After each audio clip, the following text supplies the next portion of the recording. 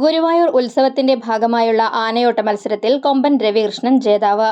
ക്ഷേത്രത്തിൽ നാഴികമണി 3 അടിച്ചതോടെ ആനകളെ അണിയിക്കാനുള്ള മണികളുമായി പാപ്പാന്മാർ മഞ്ജുളാൽ പരിസരത്ത് ഓടാൻ തയ്യാറായി നിരന്ന ആനകളുടെ അടുത്തേക്ക് ഓടി.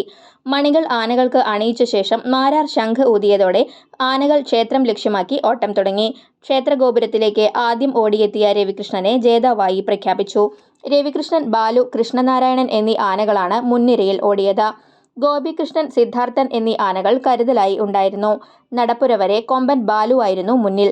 എന്നാൽ കിഴക്കേ ഗോപുരത്തിനു മുന്നിൽ എത്തിയപ്പോഴേക്കും രവികൃഷ്ണൻ മുന്നിലെത്തി. ആദ്യം ക്ഷേത്രത്തിൽ പ്രവേശിച്ച കൊമ്പൻ രവികൃഷ്ണൻ ആചാരപ്രകാരമുള്ള 7 പ്രദക്ഷിണം വെച്ച് ഗുരുവായൂരപ്പനെ വണങ്ങി ചടങ്ങ് പൂർത്തിയാക്കി.